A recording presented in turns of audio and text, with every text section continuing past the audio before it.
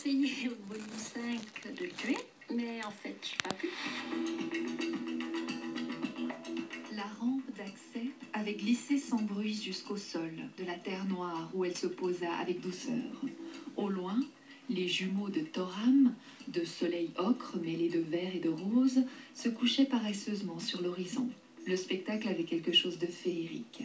Pourtant, il n'eut pas de quoi retenir l'intérêt de l'homme qui venait de prendre pied sur l'unique planète habitable de ce système solaire. Il l'avait à peine effleuré du regard, préférant s'assurer de la tranquillité des lieux.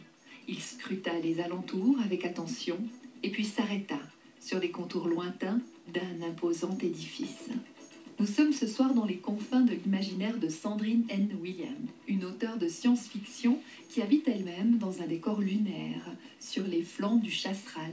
Sous son pseudonyme, Sandrine Nops publie les aventures de Mark Storm, aventurier dans les territoires interdits. Ce soir, elle nous parle de son histoire et de ses histoires.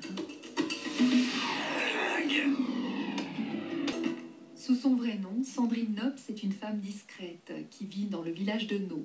Mais sous pseudonyme, elle est auteure de science-fiction. Je lui ai demandé de se présenter à vous.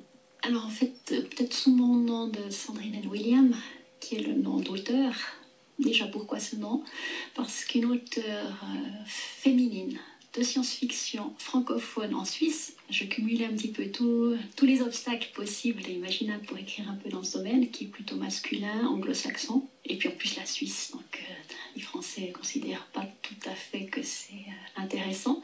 Alors en fait, j'ai un petit peu transformé mon prénom Sandrine, puisque mon vrai prénom c'est Sandrine, mais avec S-A-N, et puis le N, c'est la première lettre de mon nom de famille, puis William, c'est le deuxième prénom de mon mari. Comme ça donnait un petit côté anglo-saxon. Je voulais vraiment pas publier sous mon vrai nom à cause de ça, à cause de tout ce qui entourait, parce que la science-fiction c'est tellement pointu, les lecteurs, ceux qui aiment encore la science-fiction, ils sont encore accrochés à tous ces grands auteurs américains. Vous pouvez nous parler de ces auteurs qui vous ont inspiré Celui qui m'a inspiré le plus, c'est Edmond Hamilton, clairement. Il a une trilogie d'ailleurs, c'est Les Loups des Étoiles. Ça m'a vraiment... C'était un monde où je me suis sentie tout de suite chez moi. C'était le genre de science-fiction que j'aimais bien. Et j'ai appris beaucoup plus tard, parce que j'ai lu ça à l'âge de 10-12 ans, qu'en fait c'était le père du space opéra.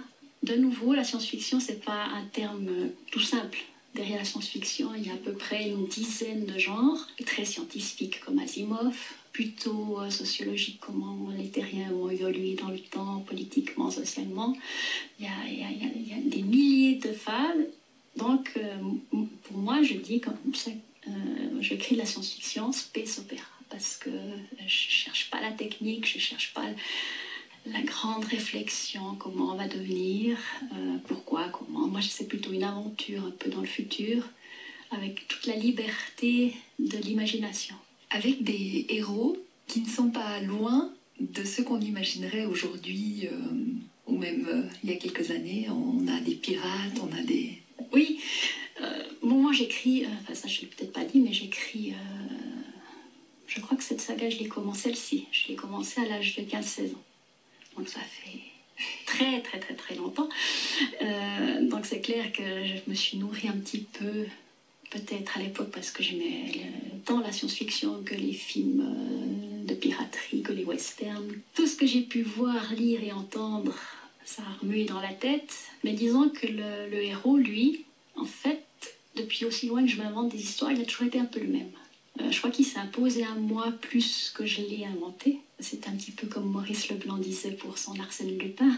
Finalement, il n'était que son rédacteur, son écrivain, parce que il est là, il existe, on ne sait pas d'où il tombe. Et ça a toujours été le même, quelles que soient les histoires que je pouvais m'inventer plus petites, pour moi toute seule, parce que j'ai toujours adoré inventer. Et puis après, il s'est posé par rapport à ce qui m'a attiré le plus, c'était la science-fiction. Et puis il s'est posé un peu tout seul. C'est presque comme si l'histoire se racontait à moi. Je suis née dedans, il est né avec moi. C'est difficile à dire. C'est quelque chose qui fait partie de moi, en fait. On retrouve Sandrine N. Williams dans quelques minutes pour évoquer son histoire et son aventure avec Mark Storm, un héros imaginaire qui l'accompagne depuis l'enfance.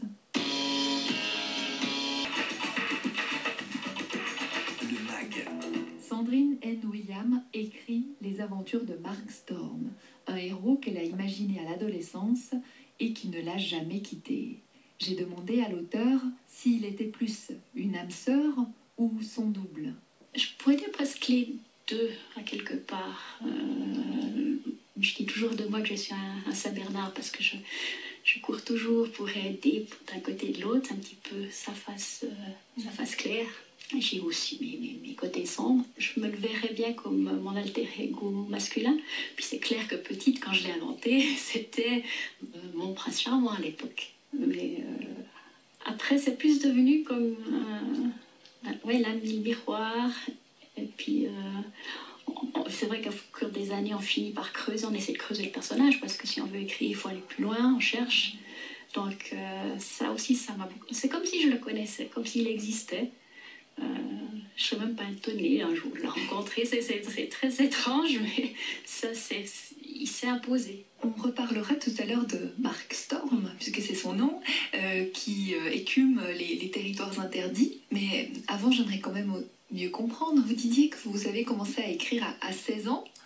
Mais comment ça a évolué, cette écriture de jeune adolescente qui se plonge dans son univers fantasque en quelque chose que vous avez réussi à publier, que vous avez réussi à imposer à une maison d'édition pour que ça devienne un vrai livre? Ça a pris du temps parce qu'en fait, au début, j'écrivais déjà pour moi. Comme toujours, les parents racontent des histoires aux enfants avant d'aller au lit. Quand ils ont arrêté parce que j'étais trop grande puis que j'avais un petit peu peur du noir, je me racontais des histoires.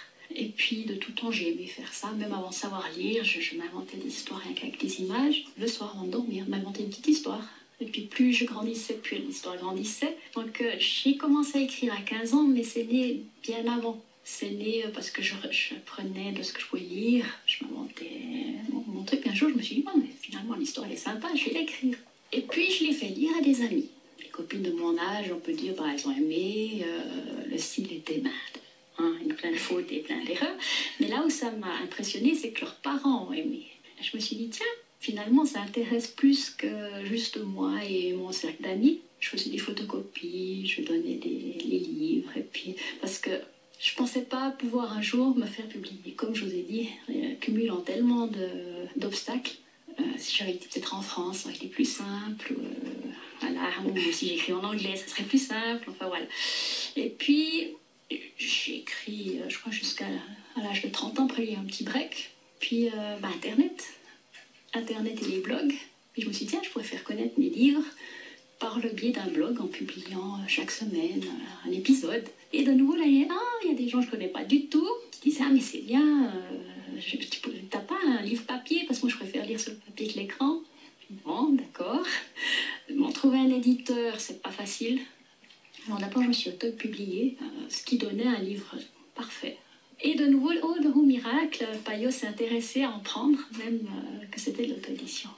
Alors là, je me suis dit, bon, on va quand même tenter les petites maisons d'édition. Et c'est là que j'ai été pour la première fois publiée chez IPE, Irène Poletich Édition. Et malheureusement, Madame Poletich a une grave maladie.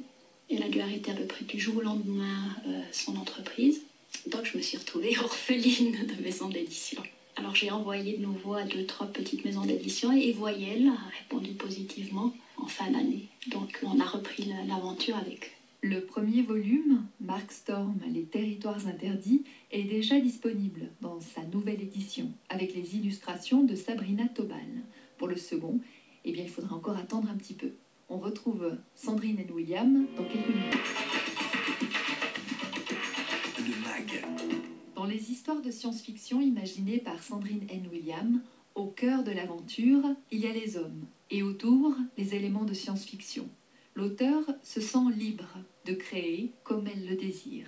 C'est peut-être pour ça que j'aime beaucoup le space opéra par rapport à d'autres, parce qu'on peut vraiment s'en tenir plus au personnage que vraiment l'histoire. On peut inventer, moi j'invente certaines choses scientifiques. Les puristes d'ailleurs reprochent ça au space opéra, parce que j'invente.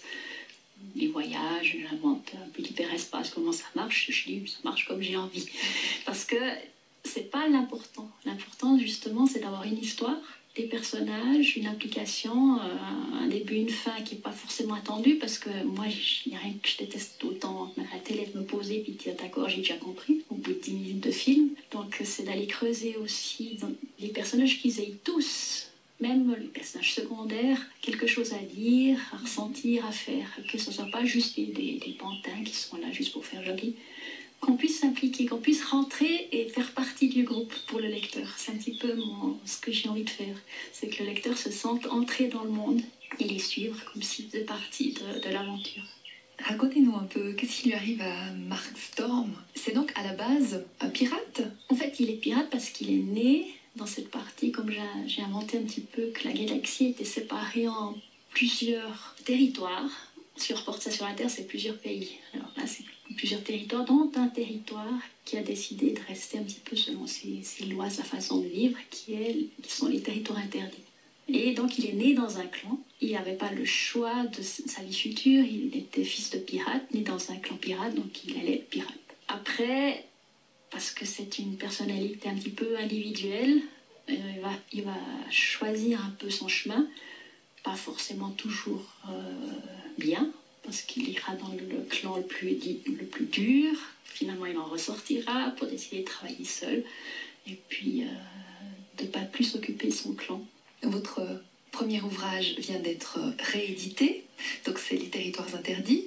Bientôt le second, oui, qui sera réédité, ça c'est la guerre du temps.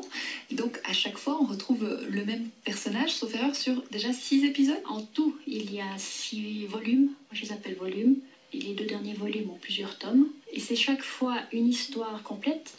Mais derrière cette histoire, il y a un fil conducteur, il y a quelque chose qui va amener les gens à comprendre certaines choses qu'au dernier tome du dernier volume. Est-ce qu'un jour, vous allez vous séparer de Mark Storm, de votre héros de toujours? Est-ce qu'un jour, il va pouvoir se reposer, si on veut, et profiter d'une retraite bien méritée? En fait, j'ai essayé au volume 5 de le tuer. Mais en fait, je n'ai pas pu parce qu'à l'époque, les copines qui lisaient le livre disaient non, tu ne peux pas faire ça, j'en veux la suite. J'ai essayé de m'en débarrasser à un moment donné. Et puis, l'histoire continuait à s'imposer de nouveau. J'avais de nouvelles idées. Alors, il y a le volume 6 qui est né, qui a déjà 3 tomes. On voit quand j'ai du mal parce que je me dis, est-ce que ça sera vraiment la fin? Là, est-ce que je mettrai le vrai mot fin? Donc, est-ce que je me séparais de Mark Storm, avec qui je vis depuis tellement longtemps? C'est un peu compliqué. Alors, je ne sais pas, peut-être que ça sera vraiment la fin, peut-être qu'il y a une autre histoire qui s'imposera après, comme ça s'est passé après le volume 5, où j'avais décidé de vraiment le tuer. Pour rencontrer Sandrine N. Williams, rendez-vous le 2 juillet à la fête du livre à Gruyère et du 9 au 11 septembre à la foire du Locle. Si vous êtes rapide, vous pourrez remporter les 2 premiers volumes des aventures de Mark Storm. Soyez le ou la première à nous glisser un commentaire sur le blog. Je vous souhaite à tous une très belle soirée et très belle fin de semaine.